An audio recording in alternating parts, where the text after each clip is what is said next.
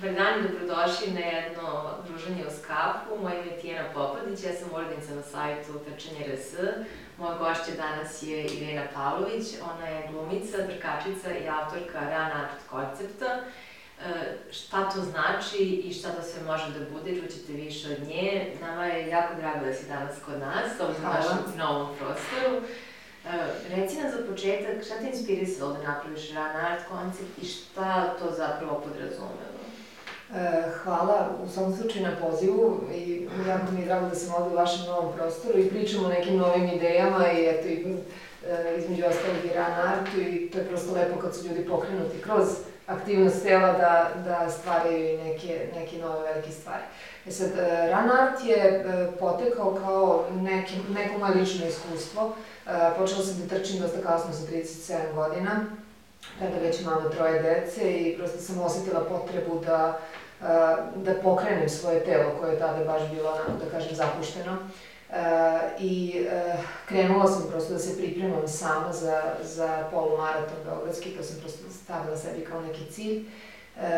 S tim da je mene to trčanje inspirisalo i pokrenulo na pisanje. Znači, dobila sam potrebu da pišem o tim promenama koje se dešavaju u trenutku kada ja prosto pokrećem svoje telo. Tako da je to rezultiralo jednom formom, da kažem, samopomoći, koja je onako nama ženama, da kažem, u godinama, nekim srednjim, ili kada prosto osjećaš malo i bližu savesti da se posvetiš sebi, da oduzmeš vreme od dece, od svih obaveza koje imaš u toku dana, da prosto imaš neko svoje vreme da ćeš se sa sobom onako ispričati, možda dati odgovore na neka pitanja koje te u tom trenutku muče, rešiti neke nedoumice. Tako da meni je trčanje zaista onako u tom trenutku značilo život. Da, trčanje često inicira tu neku promenu. To je najčešća ključna reč koju dobijamo od naših guest blogera, ljudi koji pišu o trčanju. Da, to jeste fizička aktivnost, ali mnogo više od jednostavno pomeranja u prostoru. Pokreće na nešto što može da nam stvarno promeni život iz korena. Meni je trčanje duboko onako introspektivna aktivnost, zato što je stvarno prosto aktivnost koju možeš da radiš sam i kad savladamo one prve napore tela, onih prvih mesec, dva, kad zaista nije prijatno, prosto treba telo da se navikne i mišići, to svi znamo, onda možeš telo da staviš na autopilota, ono radi svoju aktivnost, a nesmetano uz to radi, ja kažem, neke od najboljih ideja, da kažem, jer šta god da mi je padalo mi je na pamet u toku trčanja, a ne u nekom neaktivnom stanju. Da, to ja mogu da posvedočim. Sada, tebi su fokus u suštini žene. Ti najviše svoju energiju smeravaš kod toj promeni introspekciji koju ženama može da pomogne. Možeš nešto više da nam kažeš o tome i koje od naših gledateljki mogu da se prepoznaju u toj priči, na koji način mogu da interaktuju s njom? Da, pa uglavnom to su žene, da kažemo, preko 35 godina, koje već imaju, da kažemo, 2-3 dece, koje imaju možda i koji kilogram više, prosto nije im telo duže vreme bilo aktivno i možda imaju i strah da krenu, jer misle da nisu za to, da je prošlo neko vreme, da ako do sada nisu, zašto bi sada? Ne mogu ni 100 metara da istrčim. Upravo tako. Ja sam prvi put kad sam istrčala ispred svoje zgrade 500 metara, ja sam bila potpuno očajna, zato što nisam mogla da nastavim dalje. Mislila sam odakle meni ideje da ću ja ikad potrčati. A sad sam ultramaratonac i spremam se za trke od po 70, 80, 100 kilometara. Tako da, apsolutno nema granica. Nema granica u godinama, nema granica u želji. Naravno da moramo da slušamo telo, nekad tu volju koju dobijemo, taj prvi entuzijazam koji nas vuče da napredujemo, treba da obuzdamo. Prosto da bi telo moglo da bude spremno da isprati te želje, ali u svakom slučaju treba uvijek zadavati te ciljeve koji nas vode onako korak više nego što možemo, prosto da bi nas vukli dalje. Sad, čini mi se da žene nekako propuste te trenutke da izazovu malo sebe, da izađu iz te, mislim, jeste malo klišeizirano, ali ta zona komfora nas uljuljka. Lepo je da izazovemo sebe, da sebe postavimo u neku situaciju u kojoj mislimo da nikad ne bismo bili, prosto da bismo znali gde su naše granice. Kažu da svaki čovjek ima granice, ali većina uopšte ne ispita gde su. Dobro, možda stigne kada su usudi. Dobro, hvala. Reci mi sad sam run art, šta to podrazumeva i na koji način radiš sa ženama i kako mogu da se... Run art podrazumeva treninge, znači one početne, da kažemo, lagani, jogging, trčanje, plus treninge snage i radionice kreativnog pisanja. Znači, to pisanje ne bi trebalo nekog da plaši, jer su žene uglavnom onako, ograde se, ja ne znam da pišem, ja sam i u školi loše ocene dobijala na sastavima, ne, nije to pisanje da bi neko izdao knjigu ili da, to je pisanje za nas. Prosto nešto se u meni dešava, nekad te misli koje su maglovite i ne možemo jasno da ih sagledamo unutar nas, kada pokušamo da ih artikulišemo, da ih formulišemo, da ih izbacimo na papir, postane nam jasnije. Onda znamo prosto sa čim se susrećemo i kada hoćemo da, na primjer, prekinemo, da odustanemo, da pa kreneš da pišeš o tome i na pola shvatiš da nećeš da odustaneš jer se pojavi ta neka dodatna snaga. Tako da mislim da je jako važno sve te promene u životu dokumentovati. Koliko zbog nas, toliko možda i zbog naše dece. Možda bi naša deca za 20 godina voljela da vide šta je mama prošla u trenutku kada se borila za nešto. Tako da, s te strane ja pokušavam njima da kažem da se oslobode, da nije to pisanje za ocenu i pisanje za neki široki auditorijum, već pisanje za njih.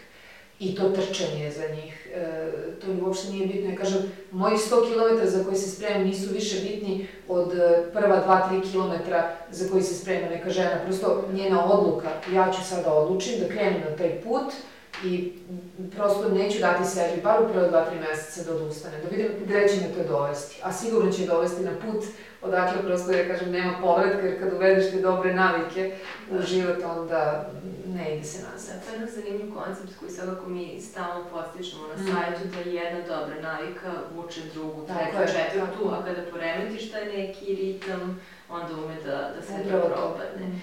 U suštini, trčanje i pisanje zvuči kao neka baš čudna je koncepcija, ali opet ima i čudnih sportova, mislim, ima i skijanje. Pa ja ženama kažem, to nije nešto što sam ja pročitala u knjizi, to je nešto što sam ja lično proživela i zaista postigla, da kažem, neki uspeh u smislu u kasnijim godinama počela time da se bavim i ja se inače bavim skyrunningom, to je planinsko trčanje, onako na usponima i specifično je zato što zaista ta komunikacija sa prirodom i priroda koja vraća energiju onako drugačije od ovih gradskih trka.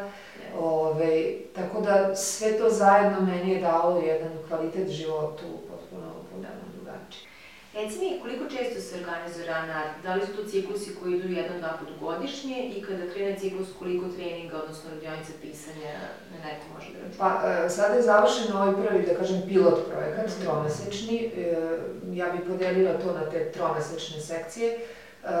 8 treninga mesečno, plus ta radionica kreativno pisanje i uvodimo sada od ovog novog ciklusa psihodrama i primenjeno pozorište. To je isto zanimljivo, prosto da se malo igramo i da se opustimo uz te igre koje, pored dece, naravno i odrasli kroz pozorište, primjeno pozorište mogu da igraju.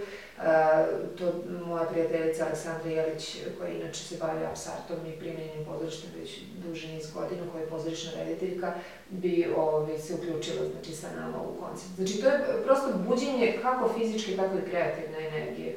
Ne mora svako od nas da postane trkač, ali može time da probudi neku energiju, da se posveti, da se vrati slikanju, grnčari, da pokrene neki sopstveni biznis, jer zaista se to dešava.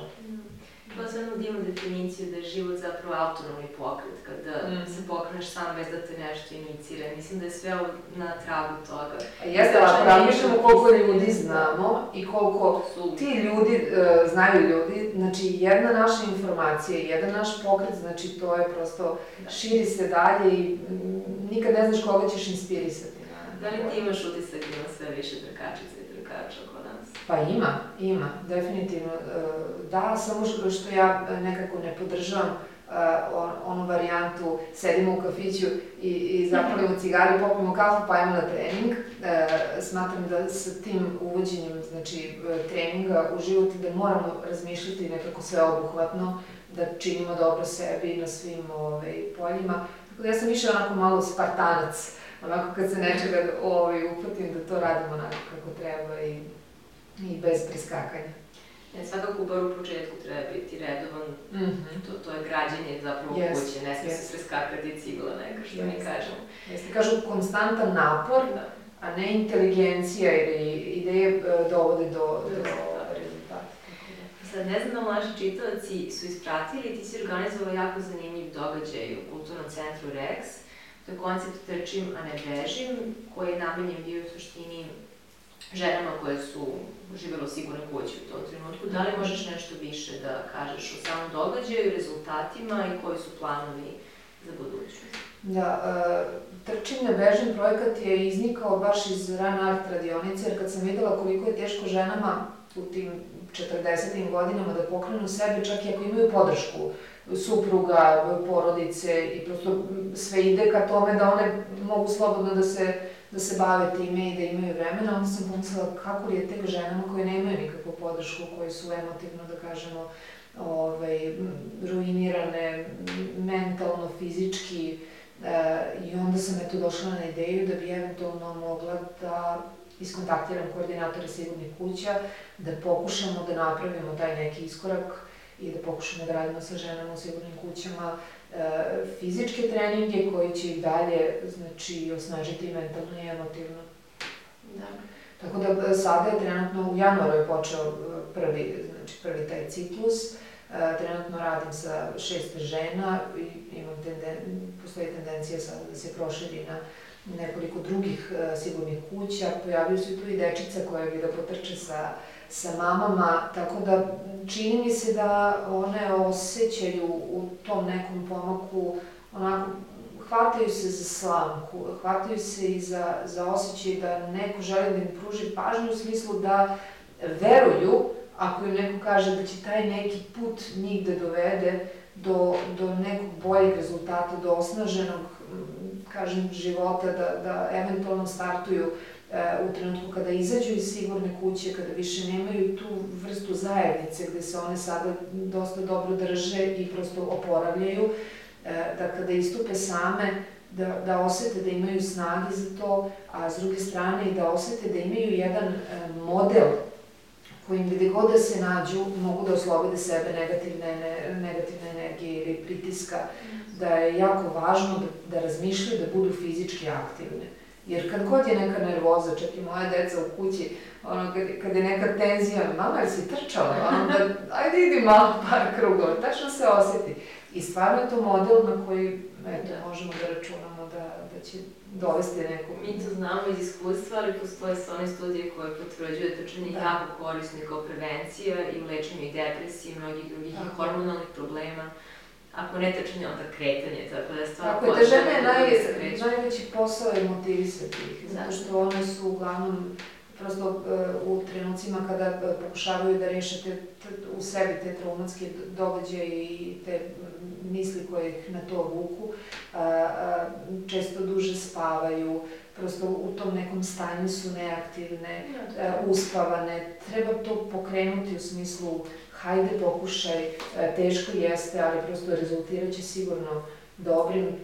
Tako da za sada reaguju dobro, jeste onako specifična situacija rad sa njima, ali vredna.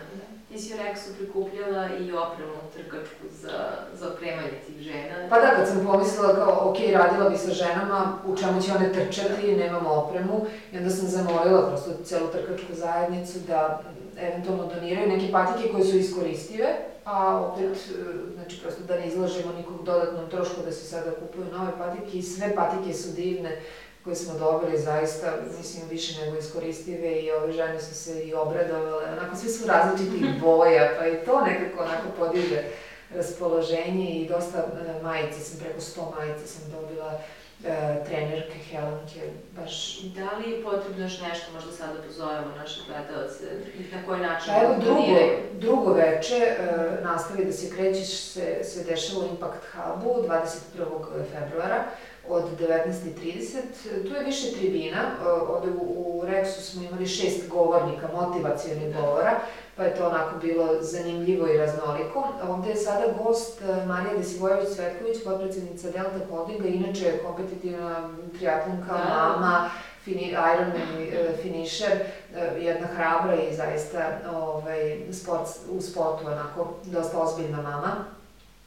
Tako da ona je podržala ovaj projekat i ovde bi eventualno možda skrenula pažnju na tu decu, ima ih 15-ak, eventualno te neke patikice, tih nekih manjih brojeva ako neko ima, da donira, jer i oni žele prosto da se aktiviraju, da potrče s mamom, što smatram da je jako važno, da i oni prosto budu podrška mamama, da se drže zajedno na tom njihovom ne tako lakom putu. Da, mnogo je lakše kad je cijela porodica aktivna za to nami. Da. To se slažem. To je divna vest, znači da ponovimo još jednom samo datum i vreme. 21. februar, 19.30, Impact Hub u Makedonskoj 21. Kako mogu ljudi da ti dosignu za Run Art koncept? Ima stranica na Facebooku, Run Art, da tamo je i moj mail, tako da u svakom slučaju mogu da napišu ili poruku, mogu da napišu ili poruku ili da pošalju mail. Šta su tvoji sledeći sad privatni planovi? Spremaš se za trku?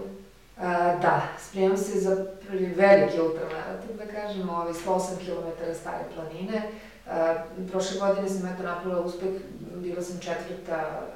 od žena u Skyrunning ligi, tako da ne budem neskromna, ali pokušat ću da bude za nijansu bolje i ove godine. Imamo 4 trke ove godine, tako da prosto spremam se za njih, to mi je onako fokus, uz ove treninge naravno. Šalim se, posle ću Forrest Gump, zato što ispada da od ovog dana non stop trčim, kad završim svoje treninge, onda pređem na ove, ali prosto trčanje mi je postalo stil života i velika ljubav. Nije teško. S tim mogu da se povežem. Sad, malo ne uplašimo ljude s tih 108 km, hajde reci nam u suštini koliko je lako početi, šta je tebi bilo lako, teško, koji su tvoji bili prvi trkački koraci i da motivišemo naše gledalce da se pridruže ovoj. Pa ja, evo kao što sam spomenula, zaista sam istrčala 500 metara i mislila da nema dalje. I da apsolutno sam bila deprimirana tim saznanjem, jer sam onako entuzijastično izašla kao sad ću ja da idem da trčim, a vratila sam se kući u roku 10 minuta, jer nisam mogla više. Odluka je bitna i istrajati, znači onaj 5 second rule, znači kad krene da se rađa ona misao ne, rano je, zvonio sat, ajde da pomerim za 15 minuta u roku 5 sekundi, možeš, ustani iz kreveta, samo nek ti sine, ona misao, radiš to za sebe.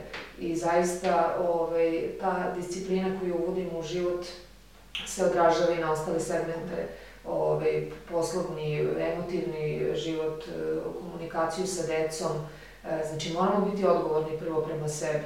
To što propuštamo da posvetimo vreme sebi, to nije nešto što će nam neko zahvaliti jer smo nervozni i nezadovoljni u odnosu sa drugima. To je, mislim, zaista dokazano i to i ove mame koje su mi na kraju napravile kao neki review, kao ta 2-3 meseca koliko smo radile, zaista kažu da prosto su postale redri, obraćaju pažnju na neke druge stvari, raduju se sitnicama. Ono je pre bilo neko globalno nezadovoljstvo, ne znaš konkretno ni čime, ni od čega bi krenulo da rešavaš, zato što je prosto tempo života i svih obaveza nešto što nas sve poprilično guši.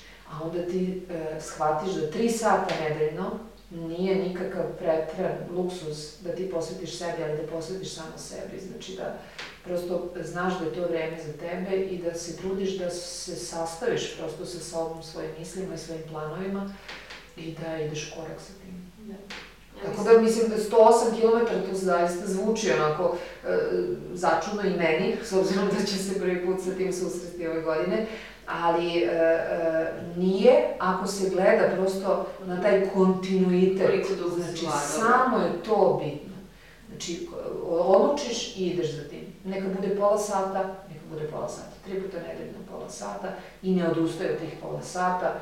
Ujutru, uveče, prosto nađite neke termine kada vama odgovara, izađite ispred zgrade. To se samo povećava.